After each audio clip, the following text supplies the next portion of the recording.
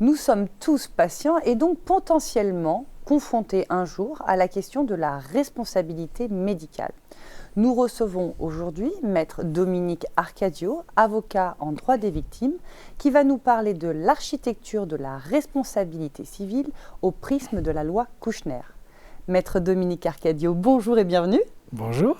Quand on parle de la responsabilité médicale, on pense immédiatement à la loi Kouchner. Que pouvez-vous nous dire sur cette loi ? On pense à la loi Kouchner ou la loi du 4 mars 2002, loi entre guillemets relative aux droits des malades et à la qualité du système de santé, qui est une loi ambitieuse, on pourrait presque dire révolutionnaire. Elle avait un objectif qui était de restaurer la relation des usagers avec le corps médical et aussi d'assécher la responsabilité pénale, le contentieux pénal, qui était quelque chose qui était très mal vécu par les médecins. Et pour autant, il fallait composer avec un édifice jurisprudentiel, c'est-à-dire l'ensemble des décisions de justice qui constituaient le socle de la loi. Donc c'est une loi qui est importante, 4 titres, plusieurs chapitres, des centaines d'articles et une dizaine de décrets d'application. Et ici, en parlant de l'architecture de la loi Kouchner, on n'abordera qu'un seul titre, le titre 2. Il porte un nom étrange d'ailleurs, il s'appelle « Démocratie sanitaire ». Ça dit bien aussi l'esprit de la loi. Alors, démocratie sanitaire, ça résonne à l'oreille un peu comme cette utopie sportive qui était la démocratie corinthienne. Les amateurs de football savent ce que c'est. À Sao Paulo, pendant la dictature, il y avait un club de foot où les membres avaient une seule voix, joueurs et jardiniers compris, le même nombre de voix. Et le dirigeant en était un joueur extraordinaire qui s'appelait Socrates, ça ne s'invente pas, et qui était médecin. Alors, est-ce que Kouchner et le législateur a pensé à ça ? Probablement pas. Démocratie sanitaire, c'est en tout cas le titre qui a été choisi et qui recouvre des questions diverses et toutes très importantes et toutes très novatrices. L'accès au dossier médical, le secret médical. Accès au dossier et secret médical, c'est les deux faces d'une même pièce. Le devoir d'information, très important aussi. Le consentement aux soins, la création d'une institution, la commission des relations des usagers, toujours cette idée de partage du pouvoir, d'échange, de démocratie, et un chapitre important sur la responsabilité des professionnels de santé. Alors, ce texte aurait pu rester dans un tiroir, ça n'aurait pas été le premier, pas du tout. Il a été transposé dans le Code de la santé publique et d'une création d'un édifice jurisprudentiel, des décisions de justice, on est passé à une loi dans le Code de la santé publique, les articles L 1141, 1141 et suivants. Et ça sera notre propos. Dans cet épisode, on va parler de l'édifice, mais cet édifice, il va exister à partir de poutres maîtresses qui existaient déjà avant. Voilà. Donc on a créé des choses nouvelles sur des poutres maîtresses. C'est pour ça qu'on parle d'architecture. En fait, c'est un mécanisme d'horlogerie qui a été créé. Et comme je vous l'ai expliqué, il fallait que ce programme soit innovant. Et pour ça, il fallait qu'on parte des scènes juridiques précédentes, c'est-à-dire des tribunaux précédents, le tribunal administratif, qui connaît des relations de droit entre un justiciable, un patient qui est soigné à l'hôpital et l'hôpital, ou du tribunal de grande instance, aujourd'hui tribunal judiciaire, qui connaît des relations de droit entre un patient soigné dans une clinique ou avec un médecin privé. Ça, il fallait conserver ça. Mais comme on allait créer des institutions nouvelles, on va y revenir, il y a eu des innovations procédurales et on a créé autre chose. Vous nous dites que cette loi reprend des grands principes de la jurisprudence. Alors du coup, qu'est-ce qui existait avant ? Ce qui existait avant dans le régime jurisprudentiel, c'était la responsabilité du médecin. C'était une responsabilité contractuelle, dans le cadre d'un contrat, une relation de contrat. Ce contrat le liait à son patient. Cette responsabilité avait été fondée par un arrêt célèbre de 1936, l'arrêt Mercier. Tous les étudiants en droit ont transpiré sur l'arrêt Mercier. Et l'arrêt Mercier crée une relation de droit où le médecin pouvait être tenu à raison de sa faute mais uniquement dans le cadre de son obligation de moyens. Il n'était pas obligé d'atteindre un résultat. Il devait simplement mettre les moyens en œuvre. Alors ce principe-là va d'ailleurs rester dans la loi. Ça ne changera pas. Et puis, il y avait quelque chose qui existait à l'époque, mais de façon en filigrane. Devant les juridictions administratives, peut-être en raison des progrès des techniques, on s'était rendu compte qu'il y avait des accidents médicaux, des complications. Et devant les juridictions administratives, on avait admis la possibilité d'indemniser les victimes d'un aléa thérapeutique. Mais c'était rare, quelques décisions par an. Moi, j'en ai eu qu'une seule dans toute ma carrière.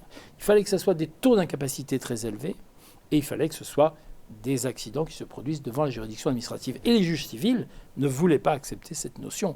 Donc on avait une disparité qui existait entre des patients qui étaient soignés à l'hôpital et qui pouvaient, le cas échéant, revendiquer l'aléa thérapeutique, et d'autres qui étaient soignés en clinique et qui ne pouvaient pas bénéficier de ce régime jurisprudentiel, confidentiel un peu, mais quand même applicable. Donc il y avait quelque chose à changer.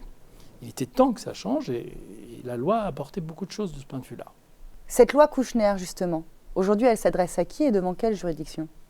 La loi Kouchner, elle est applicable partout, devant toutes les juridictions. C'est une loi qui est applicable devant le tribunal judiciaire et qui va donc concerner le médecin libéral ou la clinique. C'est une loi qui est applicable devant le tribunal administratif et qui va donc concerner les établissements publics.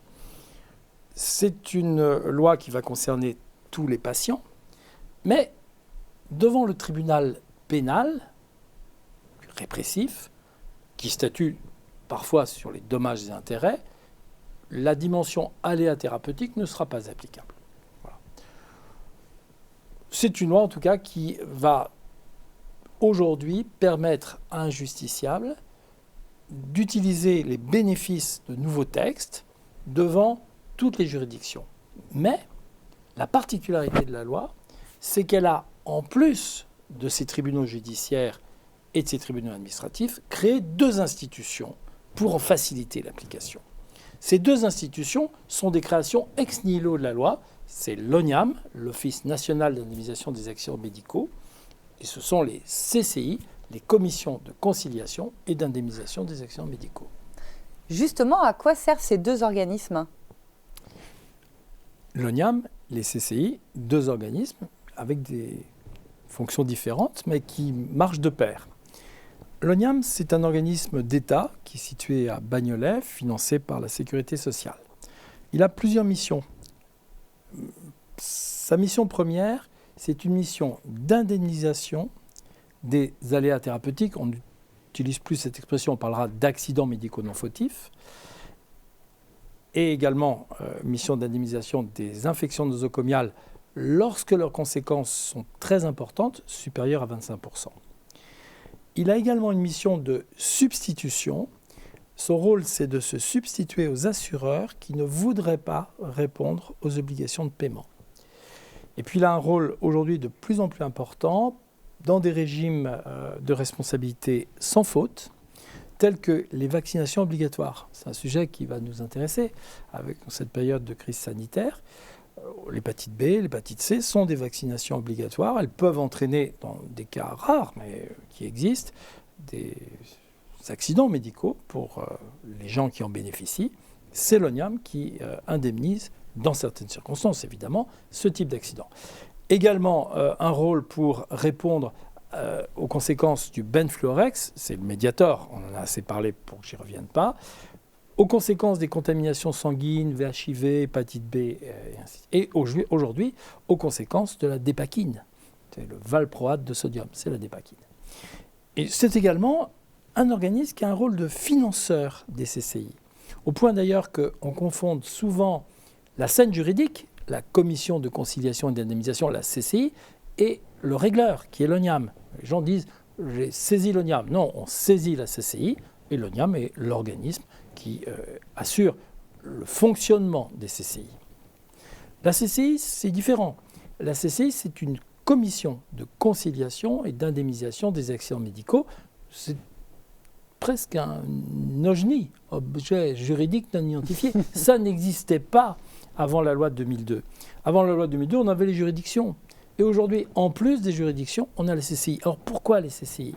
Eh bien parce que finalement, les tribunaux administratifs ne voulaient pas laisser le contentieux des hôpitaux être réglé par éventuellement un seul organe de juridiction, les tribunaux judiciaires. Et les tribunaux judiciaires ne voulaient pas non plus laisser leur précaré de règlement des litiges entre patients et cliniques, par exemple, aux tribunaux administratifs. Donc, il y avait un hiatus. Il fallait trouver une situation et on a créé un guichet unique qui vient en plus des 2 ordres de juridiction. C'était la commission de conciliation et d'indemnisation des accidents médicaux. Alors, c'est un organisme qui a été créé dans la France entière. Il y en a il y en a 4 dans toutes les juridictions. Et c'est un organisme dans lequel on trouve tout un kaléidoscope de personnes qui représentent la société, des représentants des usagers, très important, parce que c'était tout le mouvement associatif, en particulier autour des infections nosocomiales, qui brusquement était représenté, un praticien hospitalier, également un praticien des professionnels de santé à titre libéral, un responsable d'établissement public de santé, si bien qu'il y a toujours un regard médical très approfondi dans ces décisions. On a le directeur de l'ONIAM qui est présent, puisque l'ONIAM indemnise, il est présent. Il n'est pas présent aux expertises, mais il est présent dans l'audience qui va statuer. Et on a des représentants des assurances, on a des personnalités qualifiées dans le domaine de la réparation des préjudices corporels et un magistrat qui préside la commission. 13 membres, 12 plus un magistrat qui a la voix prépondérante. Qui peut saisir les CCI ? Tout le monde peut le faire à condition de répondre à des critères de gravité. Tout le monde parce que c'est gratuit, c'est simple, c'est un simple formulaire. Quand je dis tout le monde, aujourd'hui, je dirais qu'il est préférable d'être assisté par un avocat spécialisé ou par un médecin conseil de victime.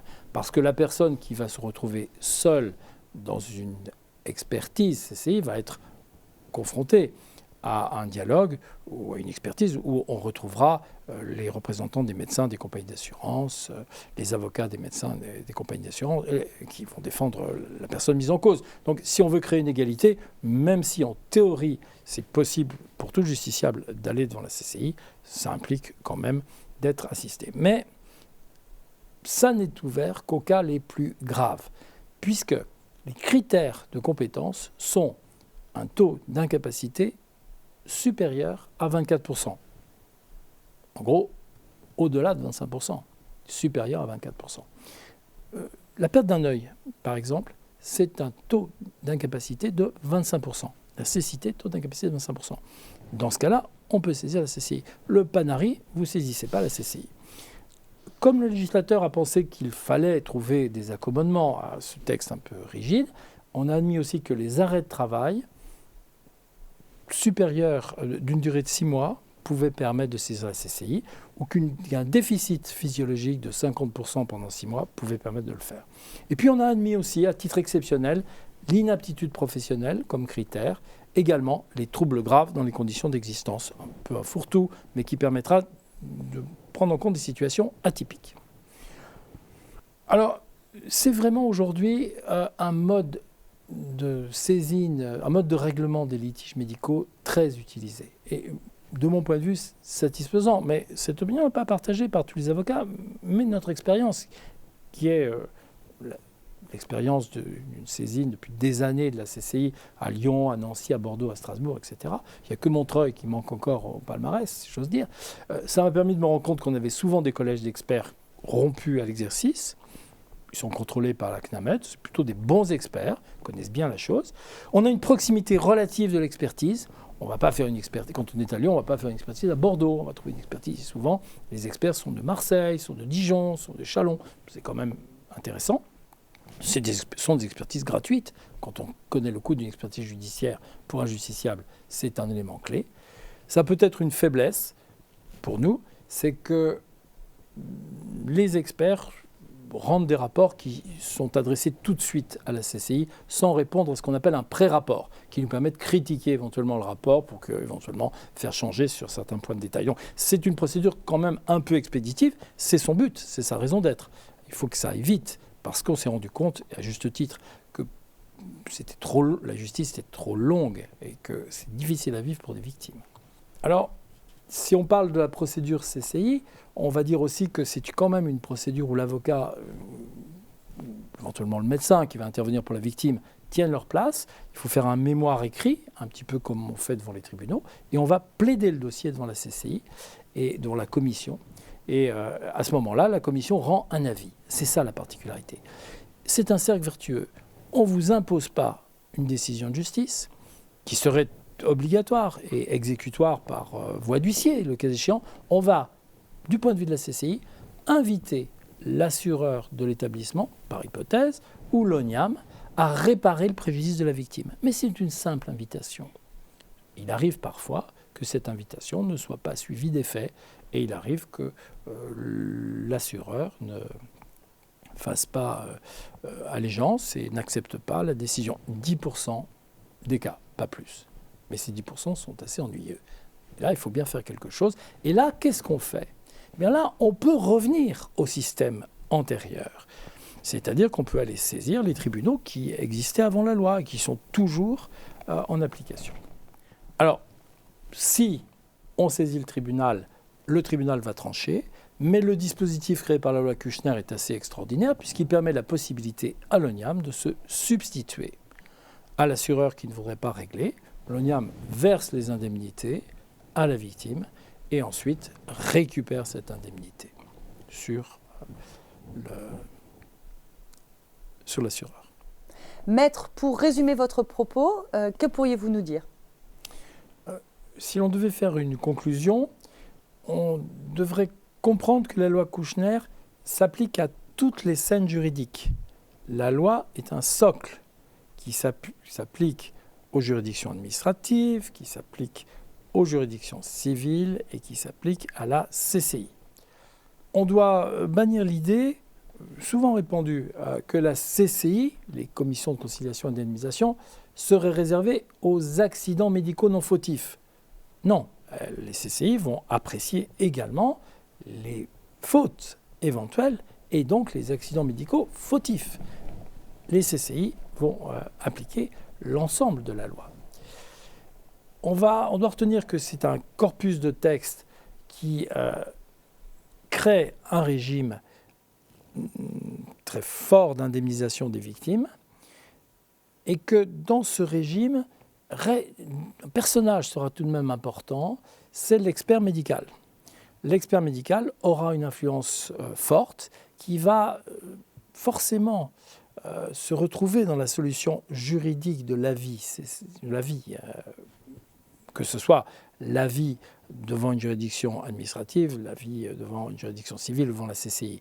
On est dans un contentieux où le passage obligé vers l'expertise médicale est un préalable important.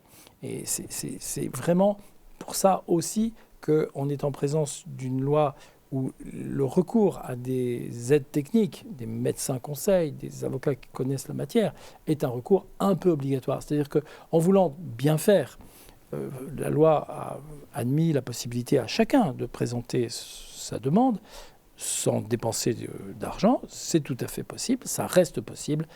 Je pense quand même que de plus en plus, on se rend compte qu'il faut être accompagné parce que c'est un débat complexe sur le plan juridique et très complexe sur le plan médico-légal. Merci, Maître Arcadio. En prie. Nous vous invitons à nous retrouver sur notre prochain épisode consacré à la responsabilité civile médicale. Nous aborderons la question du secret médical, du dossier médical et du devoir d'information. À très bientôt. Au revoir.